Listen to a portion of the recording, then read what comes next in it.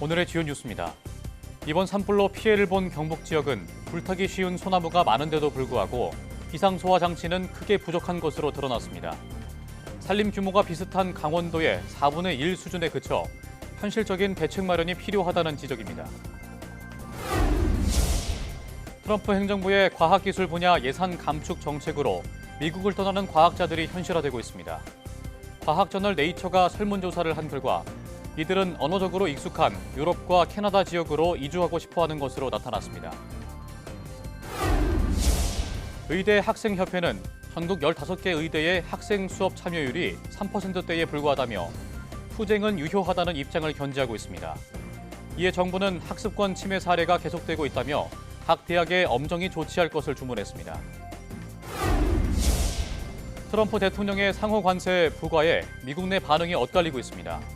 협상의 지렛대가 될 것이란 긍정론도 있지만 수출이 막히고 원자재 가격이 올라 물가가 상승할 것이란 부정적인 평가도 나왔습니다. 여러분 안녕하십니까? 사이언스 투데이 시작합니다. 이번 산불로 막대한 피해를 본 경북 지역에 산불을 초기에 막을 수 있는 산림 인접 비상소화 장치가 크게 부족했던 것으로 나타났습니다. 산림 규모가 비슷한 강원도의 4분의 1 수준에 그쳤는데 기후 변화에 따라 산불이 대형화하는 만큼 확충이 필요하다는 지적이 나옵니다. 김근우 기자가 보도합니다. 10가구 정도가 살던 작은 골짜기 마을이 한 집만 빼고 전부 불타 무너졌습니다. 경북 북부를 휩쓴 대형 산불이 건조한 날씨와 강한 바람을 타고 마을 전체를 덮친 겁니다. 불이 빠르게 번지면서 소방대원들이 도착하기도 전에 마을이 모두 불탔습니다. 실제로 이 불이 붙는 시간이 소방차가 올 수 있는 그런 시간적인 여유가 없었습니다. 예, 그냥 여기서 번쩍하면서 바로 불이 확 확산됐으니까요. 주변이 온통 산으로 둘러싸인 마을이지만 산불에 대비한 산림 인접 비상소화 장치는 없었습니다. 있었다면 마을 곳곳에 미리 물을 뿌려두거나 산불 확산을 늦추면서 피해를 줄일 수 있었습니다. 의성의 한 마을 야산 근처에 설치된 비상소화 장치입니다. 산불이 바로 코앞까지 닥쳐왔지만 주민들이 계속 물을 뿌린 덕택에 뒤쪽에 있는 건물은 별다른 피해가 없었습니다. 산림 면적이 133만 헥타르를 넘는 경북 지역에 설치된 비상소화 시설은 430여 곳에 불과했습니다. 반면 산림 규모가 비슷한 강원도에는 1,800여 곳 넘게 설치됐고 고성과 양구, 강릉 등 대형 산불 때마다 효과를 입증했습니다. 경북은 불타기 쉬운 소나무 숲이 가장 많은 만큼 더 적극적인 확충이 필요하다는 목소리가 나옵니다. 불길이 오기 바로 전에 혹은 산불 징후가 있을 때 주민들이 직접 이 물을 뿌려서 소화전과 소화 장치를 통해서 건물에 물을 뿌리게 되면 적어도 90% 이상 집이 불타는 일은 막을 수 있습니다. 특히 기후변화로 산불이 갈수록 커지는 상황에서 산불 위험이 큰 지역엔 의무적으로 비상소화 시설을 설치하도록 해야 한다는 지적도 나옵니다. YTN 김근우입니다. 정부가 산불 피해 농가 지원에 4천억 원 이상을 신속히 투입하기로 했습니다. 피해율이 50%를 넘는 농가에는 생계비와 학자금이 지급됩니다. 보도에 오인석 기자입니다. 농식품부는 이번 산불로 사과 재배 면적의 3천 헥타르에 대한 피해 신고가 들어왔다고 밝혔습니다. 이는 전체 사과 재배 면적의 9%에 해당합니다. 다만 피해 신고 면적 중에 불에 탄 직접 피해 면적은 제한적이고 열기로 인한 간접 피해 면적도 있다며 이번 달 중순 이후 개화 상황을 봐야 정확한 수급 상황을 파악할 수 있다고 설명했습니다. 산불 피해가 난 경북 의성과 안동, 영덕, 영양, 청송은 전국 사과 재배 면적의 25%를 차지하고 있습니다. 농식품부는 산불 피해 지역이 사과 외에도 봄배추와 마늘, 번고추, 자두 등의 주산지라며 일부 품목은 수급에 영향이 있을 수 있다고 밝혔습니다. 정부는 피해 농업인의 영농 재개와 경영 생활 안정 지원을 위해 신속히 재원을 투입하기로 했습니다. 설비, 시설 복구, 사료 구매, 긴급 생활 안정 자금 지원 등의 기정 예산 등을 활용하여 4천억 원 이상 지원하겠습니다. 피해 규모를 파악해 농산물 수급 안정 지원에도 추가 재정 투입을 검토하기로 했습니다. 산불로 인한 피해율이 50%를 넘는 농가에는 생계비와 학자금이 지원됩니다. 생계비는 2인 가구는 120만 원, 4인 가구는 187만 원이 지급됩니다. 학자금은 한 학기에 한해 100만 원이 지급됩니다.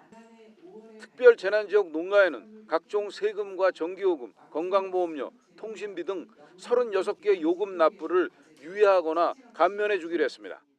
농축산 경영자금의 상환을 최대 2년간 유예하고 이자를 감면하는 한편 재해대책 경영자금도 최대 5천만 원까지 지원하겠습니다. 정부는 각 농가에 피해 농작물 농약대와 가축 입식비, 시설 복구비 등도 지원하기로 했습니다. YTN 오윤석입니다. 중국의 한 아파트에서 영화에서나 볼 법한 강한 폭발이 발생했는데요. 화면 함께 보시죠. 고층 아파트에서 펑 하고 폭발이 일어납니다. 잿빛 연기와 함께 잔해가 우수수 떨어지는 모습인데요. 좀 더 가까이에서 볼까요? 마치 폭탄이 터진 것처럼 엄청난 굉음과 함께 폭발이 발생했습니다. 아파트 전체가 휘청일 정도입니다. 중국 산둥성 칭다오시에 있는 아파트 14층에서 발생한 사고인데요. 폭발로 집안 전체가 잿더미가 됐고요. 뭐 하나 온전한 물건이 없습니다. 다행히 당시 내부에 사람이 없던 상태라 다친 사람은 없었다고 하는데 조사 결과 이번 폭발의 원인 바로 리튬 배터리로 밝혀졌습니다.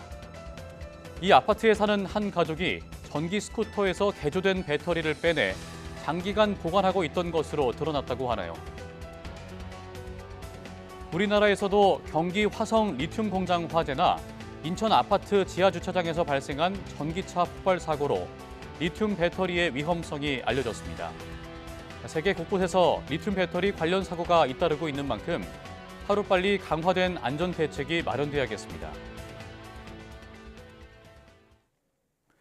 정부가 오는 2026년부터 2030년까지 5년간 과학기술 인재를 육성 지원하는 기본 계획을 수립합니다. 과학기술정보통신부는 과학기술 인재 육성 기본 계획 수립을 위한 발대식을 열고 1차 회의를 진행했다고 밝혔습니다. 기본 계획의 윤곽은 다음 달 말쯤 나올 예정이며 내년 예산이 수립되는 오는 10월쯤 계획이 확정될 전망입니다. 과학기술 인재 육성 지원 기본 계획은 국가 과학기술 경쟁력 강화를 위한 이공계 지원 특별법에 따라 5년마다 수립되는데 이번에는 20년 만에 과학기술혁신본부를 중심으로 전 부처의 역량을 결집해 구축합니다. 정부는 인재가 자라고 모여드는 대한민국을 만들기 위해 산학연 전문가들의 의견을 반영해 정책을 수립할 계획입니다. 그럼 이어서 유상임 과학기술정보통신부 장관과 키스텝 오태석 원장의 말 들어보겠습니다. 글로벌 기술 패권 경쟁에 이르기까지 우수한 과학기술 인재를 어떻게 앞으로 육성하고 확보하느냐, 이것은 우리가 극복하지 않으면 우리의 미래가 담보되지 않는 진짜 위험한 일이 되기 때문에 정부는 이번 계획을 수립하는 과정에서 산업계와 학계, 연구계 등 다양한 목소리를 청취하겠습니다.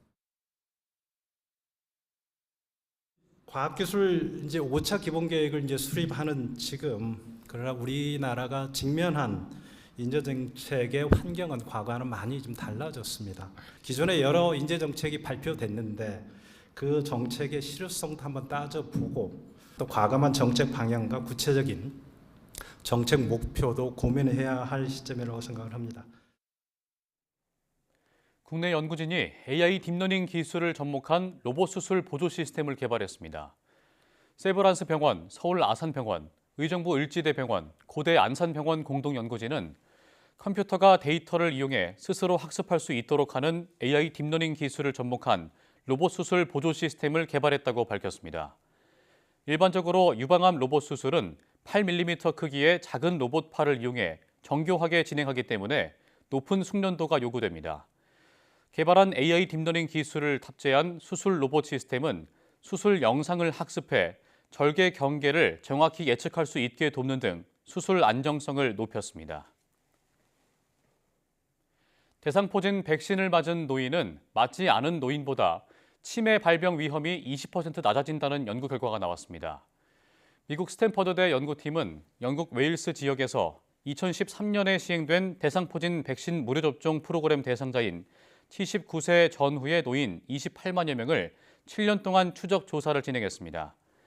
그 결과 대상포진 백신 접종 그룹의 대상포진 발생률이 37% 감소했으며 86세와 87세 노인 8명 중 1명이 치매 진단을 받아 백신 접종자들은 그렇지 않은 사람보다 치매에 걸릴 확률이 20% 낮은 것으로 나타났습니다. 연구팀은 이전에도 대상포진 백신이 치매 발병률을 낮춘다고 알려졌지만 그 효과에 대해 명확히 설명할 수 없었다고 말했습니다. 이어 이번 연구는 나이에 따른 백신 무료 접종 프로그램으로 자연 임상실험 환경이 만들어진 덕분에 대상포진 백신의 치매 예방 효과를 명백하게 보여줬다고 덧붙였습니다.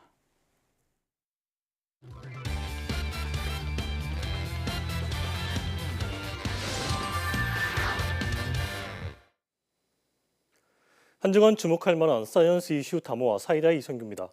먼저 첫 번째 주제부터 만나보시죠.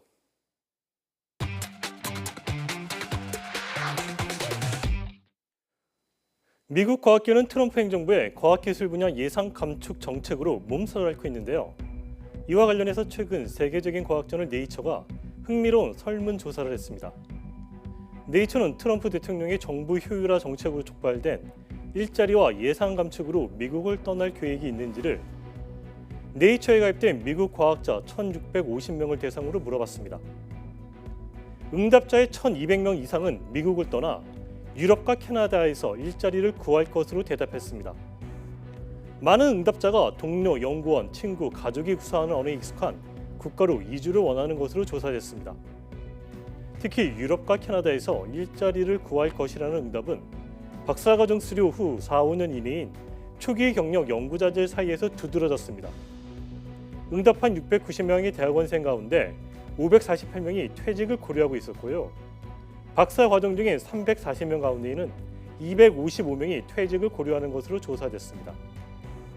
한 교수는 내 실험실과 학생들을 지원할 수 있는 한 오래 머물고 싶지만 국립보건원 예산이 급격히 삭감되면서 미국에 남을 선택의 여지가 없을 수도 있다고 응답했습니다. 반면 미국 학계는 최고의 연구시설을 갖추고 있다며 미국을 떠날 계획이 없다고 밝힌 일부 응답자도 있었습니다. 상황이 이렇자 해외 연구기관들은 해외로 떠나는 미국 과학자들을 확보하기 위해 경쟁하고 있습니다. 해외 연구기관들은 미국을 떠나려는 과학자들의 상황을 주시하면서 미국의 인재를 채용하려 하고 있습니다. 미국의 한 연구원은 국립보건원의 연구부 지원이 종료되던 날 캐나다 대학의 동료 학과장에게 취업에 대한 이메일을 보낸 것으로 알려졌습니다. 한편 우리나라는 지난 2월 첨단 산업 분야 국제기업에 우수 해외 인재 유치를 지원하는 해외 인재 유치센터를 개소하기도 했습니다. 국내 산업계는 미국 정부기관이나 주요 연구기관에서 근무했던 인재가 우리나라로 유입될 경우 새로운 제품 개발과 해외 시장 진출에 도움이 될 것으로 기대하는 분위기입니다. 이어서 두 번째 주제 만나보시죠.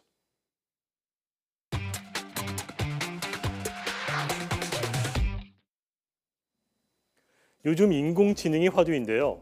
인공지능, 빅데이터와 바이오 기술을 융합한 합성 생물학을 육성하기 위한 법이 세계 최초로 제정됐습니다. 이 법은 지난 2일 국회 본회의에서 의결됐는데요.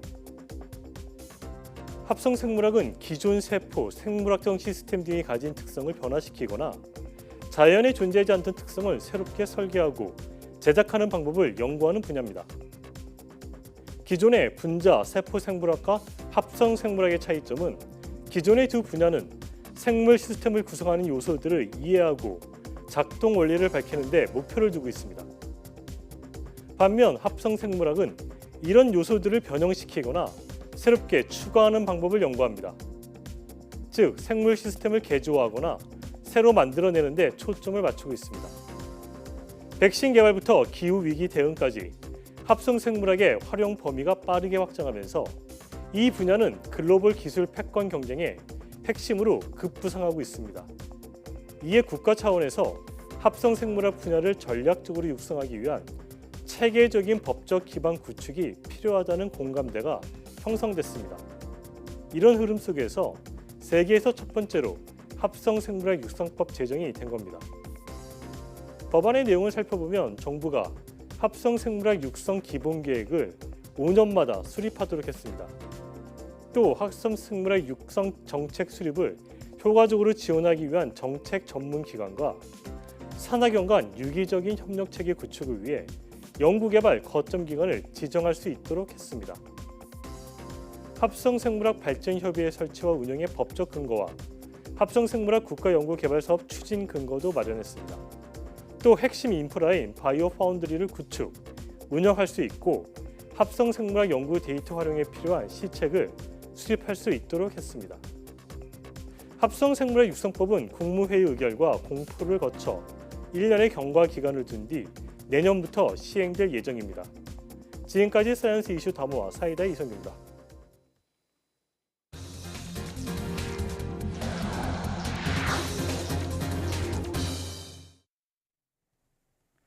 의대 학생협회가 전국 15개 대학의 학생 수업 참여율이 3%대에 불과하다며 의대생 투쟁은 여전히 유효하다고 강조했습니다. 이에 교육부는 집단 행동을 강요하는 학습권 침해 사례가 계속되고 있다며 각 대학에 엄정 대응을 주문했습니다. 권민석 기자가 보도합니다. 의대생들의 복학 행렬에 적법한 휴학원을 지켜내지 못했다고 사과한 의대생 단체가 내부 결속에 나섰습니다. 의대 학생협회는 전국의대 15곳을 조사한 결과 1학기에 등록한 학생의 수업 참여율은 3.87%에 불과했다고 주장했습니다. 의대생이 전원 복귀했다는 기사는 많았지만 여전히 교실은 비어있다면서 향후 방향성이 투쟁으로 수렴된 만큼 안내에 잘 따라달라고 당부했습니다. 40개 의대 중 유일하게 미복귀로 남았던 인제대 학생들까지 복학을 선택했지만 일부 대학의 등록 후 수업 거부 투쟁 여론이 90%를 넘는 등 교육 정상화까진 갈 길이 멉니다. 이에 따라 교육부는 전국 의대에 협조 공문을 보내고 집단행동 강요를 비롯한 학습권 침해 행위를 엄정히 조치해달라고 주문했습니다. 건국대 의대는 수업 참여자를 파악해 명단을 공유한다는 제보 등을 다수 접수했다며 학칙에 따라 대응하겠다고 경고하기도 했습니다. 교육부는 실제 수업 참여 여부를 지켜본 뒤 내년도 의대 정원을 확정할 방침이어서 의대생들의 집단 반발은 언제든 되살아날 수 있습니다. YTN 권민석입니다. 상당수 의대생들이 복학한 뒤에도 수업에 참여하지 않고 있는 상황에 대해 복지당국이 우려를 나타냈습니다.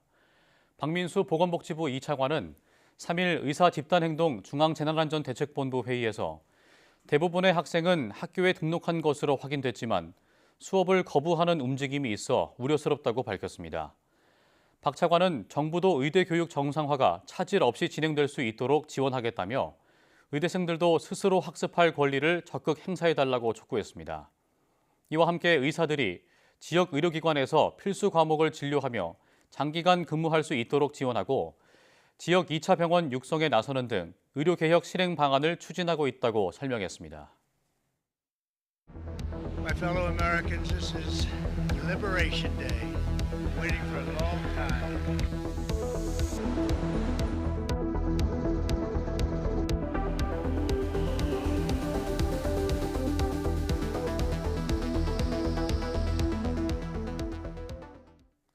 트럼프 미국 대통령의 상호 관세 불가에 미국 내 반응은 엇갈렸습니다.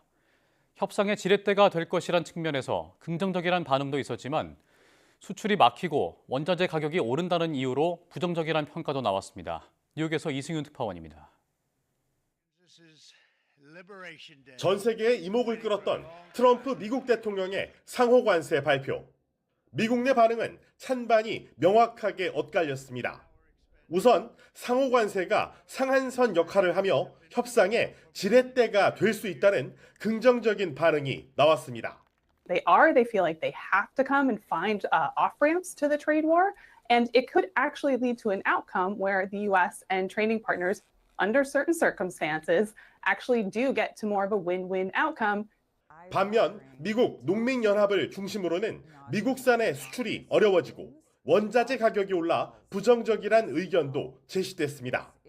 we're getting hit from all sides. He's picking on our best customers. Mexico imports 60% of our wheat that we export. 뉴욕 증시에서는 상호 관세 관련 소식이 이미 주가에 반영됐다는 평가가 나오면서 3대 지수가 강세로 동반 마감했습니다. 투자자들은 이젠 불확실성이 거치길 기대했지만 무역 상대국들의 보복과 트럼프의 재보복 가능성에 긴장을 풀지 못하고 있습니다. 이런 분위기 속에 지난 1분기 기준 대형주 중심의 S&P 500 지수는 4.6%, 나스닥 지수는 10.4%씩 떨어지며 2022년 3분기 이후 최악의 하락률을 보였습니다. 1분기에 2년 반 만에 최악의 성적표를 받아든 뉴욕 증시에서 트럼프 대통령이 시작한 관세 전쟁의 충격파가 조금씩 현실로 다가오고 있습니다. 뉴욕에서 YTN 이승윤입니다. 안덕근 산업통상자원부 장관은 미국의 관세 조치가 현실화돼 유감스럽게 생각한다고 밝혔습니다. 안 장관은 3일 오전 서울 중구 대한상공회의소에서 민관 합동 미관세 조치 대책회의를 열고 정부는 대미 협상을 적극 추진하는 한편 영향이 큰 업종에 대해선 긴급 지원 대책을 조속히 마련키로 했다고 말했습니다. 이어 자동차, 철강 25% 관세와 함께 대미 주력 수출 품목에 상당한 영향을 미칠 거라며 기존 범부처 비상수출 대책에 이어 업종별 피해 최소화에 최선을 다하겠다고 설명했습니다. 안 장관은 특히 통상교섭본부장의 방미를 포함해 각급에서 긴밀한 대미 협의를 지속 추진하겠다면서 단기 승부가 아니라 지속적 협의와 조율이 필요하다는 점을 거듭 강조했습니다. 미국의 철강 알루미늄과 자동차 관세에 이어 상호 관세 파고까지 덮치면서 세계 각국은 대응책에 고심하고 있습니다. 유럽연합과 캐나다는 추가 보복 조치 가능성을 예고했고 영국과 멕시코는 당장 맞대응하진 않겠다며 신중한 입장을 보이고 있습니다. 런던 조수연 특파원입니다.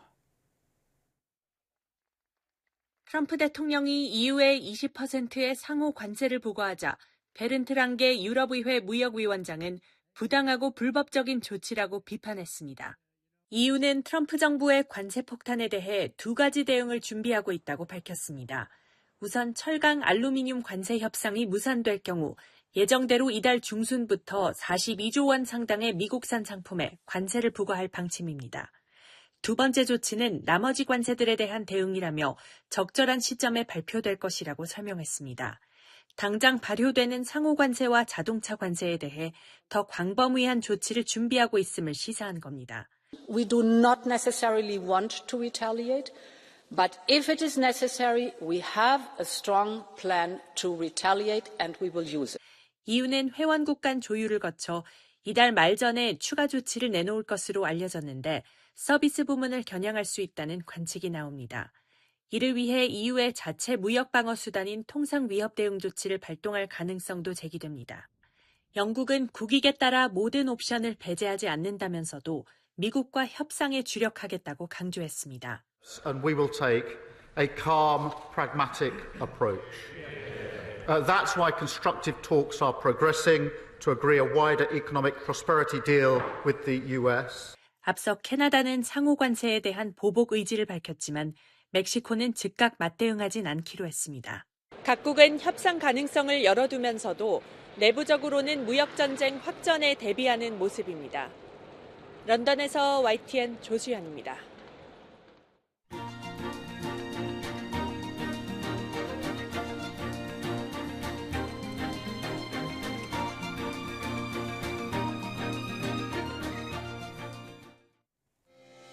미국 정부가 한국에 25% 상호 관세를 부과했습니다. 이에 과기정통부와 방송통신위원회도 관세 영향이 얼마나 있는지 파악 중이라고 밝혔는데요.